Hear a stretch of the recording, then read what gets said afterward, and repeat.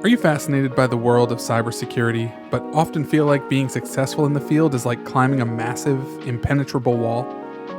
Like you need some kind of secret code or superhuman strength to even get your foot on that first foothold? Well, it's time to grab your gear and get ready to climb because you've tuned in to Scaling the Wall, the podcast that breaks down the cybersecurity journey into manageable steps. I'm your host, Will Brooks. Each week, I'll be your guide as we talk to the real people who are living and breathing cybersecurity every single day. We'll hear their stories, learn from their experiences, and gather those golden nuggets of wisdom they've picked up along the way. No jargon, no hype, just real talk about what it takes to build a successful career in this exciting field. So whether you're a student just starting out, a career changer looking for a new challenge, or a seasoned pro wanting to stay ahead of the game, listen in as we scale the wall of cybersecurity together.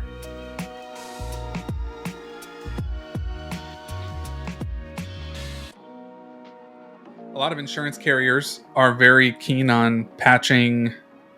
It's funny that, patching, having a defined patching cadence. You look at something like maybe CMMC or CIS, like they talk about defining your patching cadence and having a clear patching cadence. But then carriers will say, hey, we want high and critical vulnerabilities patched in 30 days. And I'm like, that's crazy long.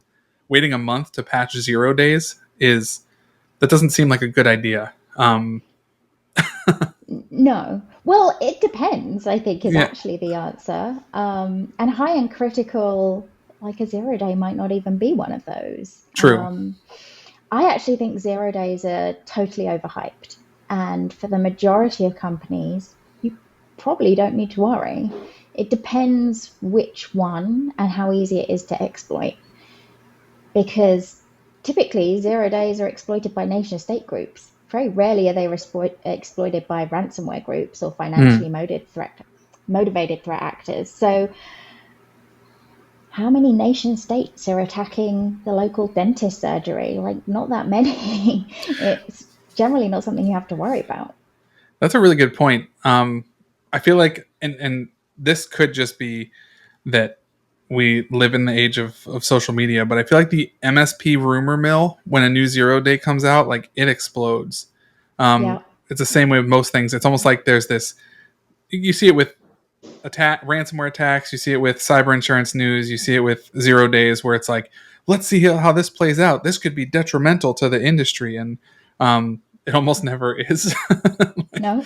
Because they get so much attention, right? We're like all desperate for the next new thing and to make sure we spotted that new thing that is the big thing before anybody else. And most of them are absolutely nothing. So 0 days you think they're overhyped just because it's like, I mean, obviously some of them are bad, right? It happens, but the majority of them, it's more of a, I don't know, it's more of like a sitting around the water cooler and gossiping about the next vulnerability and what could happen. You think it's more that?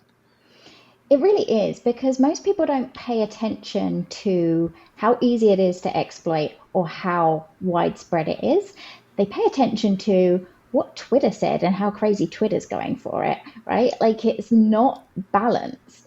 So some you really should worry about, like the ConnectWise one from a few months back. That was a big deal because that was super easy to exploit. So ransomware groups did jump on that straight away because it was easy to do. And I think ConnectWise had an amazing response to that vulnerability in how they really supported their customers and shut most of that down very, very quickly. So didn't really see the amount of attacks that you could have seen because they actually took a really, really good response action to it. But that was important because of how easy it was to exploit and how widespread ConnectWise is. Right. And I mean, when you have something where an exploit exists on an RMM tool or something that allows the ransomware actor to get access to literally every machine is definitely something to be concerned about. Could you define 0 day, like what that really means and what makes that different from, I don't know, just a vulnerability that is discovered or exploited later on? Yeah, it is. And the definitions you get online differ quite a lot, right? Yeah. Because 0 day really means there's no patch and you've had 0 days to do anything about that.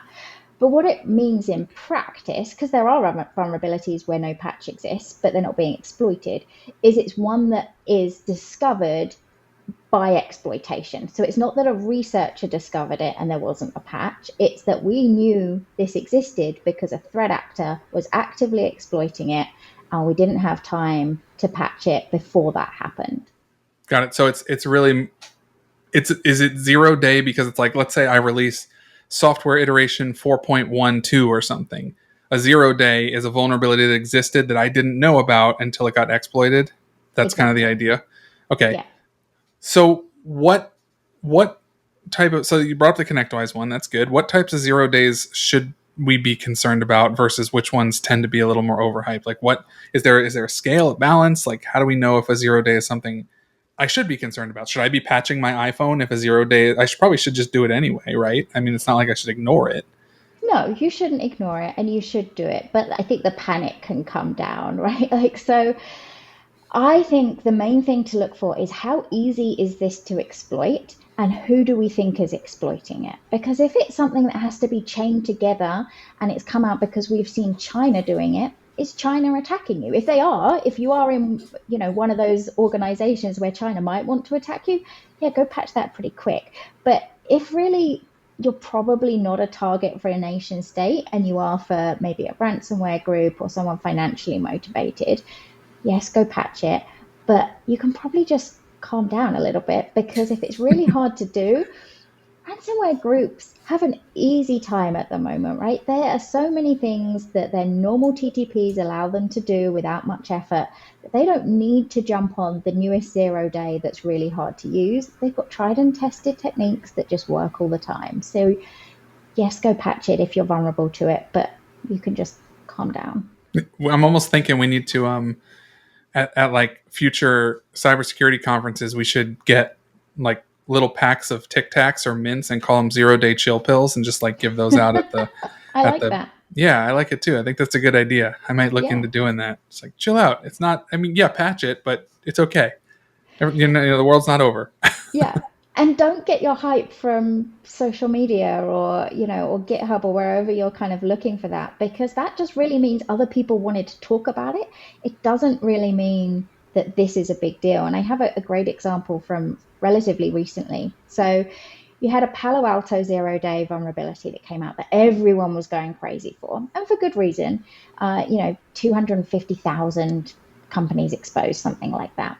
But within about 24 hours, looked like around 85% of those were patched. They were doing a big information campaign and people were really talking about it. And most importantly, nation state threat actor, hard to exploit. So we saw some where, yes, we had to go have a look and see what was happening, but kind of nothing really came of that particular 0 day. On the flip side, there was a vulnerability in the 40 client EMS system, which didn't look like a big deal. Looked like there were about 30 companies in the US that were vulnerable. But what that missed is a lot of that wasn't recognizable by open source scans. So there were actually far more companies vulnerable to that than it first appeared. It was super easy to exploit. So ransomware groups did go and exploit that. And because it wasn't getting the attention and the Palo Alto one was sucking up all the air, actually that was far more impactful than the one that got the attention. That's the classic, like the rumor mill. It's like when MGM Grand got hacked last summer. Everyone was talking about it for weeks, and not that it was major or not major. It's just it's something when we have conversations with a lot of small businesses. So much of the hype is on these really major, well-known businesses and companies or tools or things like that that it overshadows something that actually is probably more tangible to the general public to understand and see. But you're saying Twitter's not a good source of unbiased information? Apparently not. Only when it comes to security, though. Everything else is great. Everything else is fine. Yeah. Yeah, I agree. It's great. It's where I get Yeah, all my news and information from always. Um, absolutely. uh, but no, I mean, it's interesting to think about that when we have similar conversations. You're going back to the nation state piece, and I really thought about that. Right, if a nation state detects a vulnerability and it's hard to exploit. So that's what sounds like the two kind of main key factors here with 0 days is nation state initiated and how hard is it to actually exploit. Because if the nation state discovers it, but it's a really easy exploit, it could still be a problem. Yeah. Yes, absolutely. Because then the financially motivated groups will absolutely jump on that. Yes. Sure. So I think it's interesting because you have these nation states that are literally hiring people to hack things, and there are threats and vulnerabilities that are determined and found. And every cyber insurance policy has active war exclusions. So what that creates in the MSP Twitter space or rumor mill space is which of these attacks or acts of war are things just not going to be covered because nation state threat actors. And kind of what this is telling me is the nation state can discover the vulnerability, but it's really the ransomware threat actors who are taking shots at the smaller businesses. And if the vulnerability is easy to exploit, then they'll take the shot. And then it's not, at that point, it's not a nation state attack. It's not an act of, you can't even confuse that with an act of war. So I find it very interesting how scary these 0 days seem to be when they're really not always that scary. And it creates this mindset of fixing it. Now, when it comes to patches, though, I mean, do you find that 0 days typically get patched pretty quickly, or they at least release patches pretty quickly for them? Yeah, they do, because they're getting attention. So, yes, they release some quick fixes, they release patches pretty quickly. Generally, people do pay attention, and there's an information campaign that goes around it. Often, insurance companies initiate some of that information campaign as well. So, yeah, they get a lot of attention, as they should, and they generally do get acted upon. The other ones to really pay attention to are some of the really well-resourced ransomware groups. There have been examples of those groups developing their own 0 days, far less common, but the MoveIt vulnerability from last year, that was developed by a ransomware group. So there are ones that, yeah, you should be worried about and you should go patch and keep on top of as much as you can.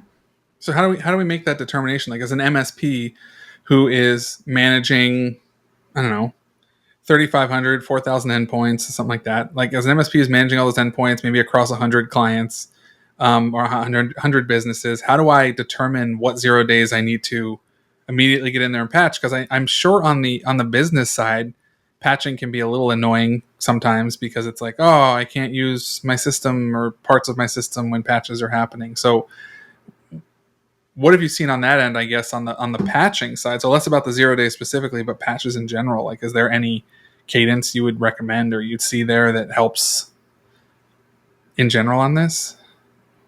Yeah, I think a risk-based approach. So a lot of the conventional wisdom is, hey, look at the CVSS score. If it's a 7 or above, that's high. You've got to get that patched. And a lot of those will never be exploited, don't even have a proof of concept. Like you could just be wasting time. So start with, is this actually being exploited? Is it being exploited by somebody that is likely to attack me? And that takes out like 95%, probably more of the vulnerabilities that you need to worry about. And then you can go with how likely is it to be exploited in the future? There are some tools that can help you do that. And then you can work your way down. That's helpful. And so those two kind of pieces that you brought up of the how was this discovered and how easy is it to exploit, you were kind of asking the MSPs to do some research here. So what it sounds like, the CVE score makes it almost seem like, oh, this is an easy way for me to determine it, but it might not be from what I'm hearing. Is that right? Yeah, the CVSS score is useful, right? It's better than when we had nothing. But yes, generally those press releases that come from the vendors where that's been discovered, it will probably have something in there. Like it will probably say, we think this is APT 29. And then you can, even if you don't know, you can quickly Google to work out, okay, well, it's an APT, so it's probably a nation state. So you can kind of get that pretty quickly. How easy is it to exploit might not be in that press release. So maybe then you do need to look at some analysis, like one of the security kind of websites or whatever else, which is going to give you some of that breakdown. Or if you're not sure, then like maybe it is something that you go focus on. But yeah, it normally says in that press release, you can kind of get a lot pretty easily.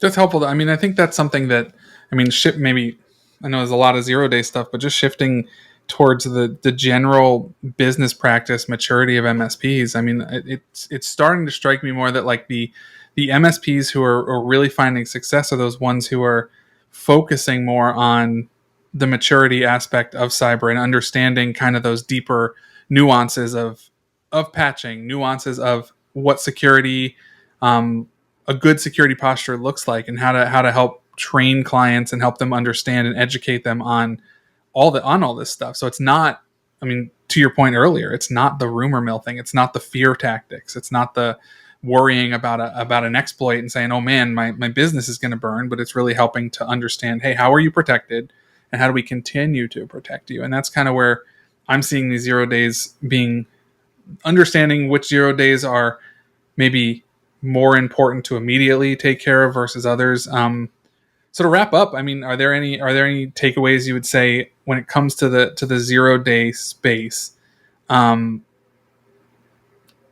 What maybe an MSP can be educating their client on around these? Like if one emerges, is there a way an MSP can address it without causing fear?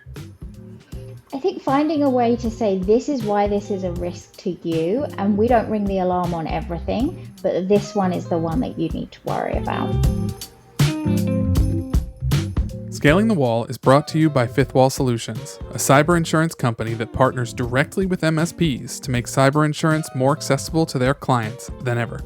Check us out at fifthwallsolutions.com/MSP. If you like what you heard today, leave us a rating on Apple Podcasts or in the Spotify app, and be sure to subscribe so you don't miss any future episodes. Thanks for listening, and we'll catch you next time.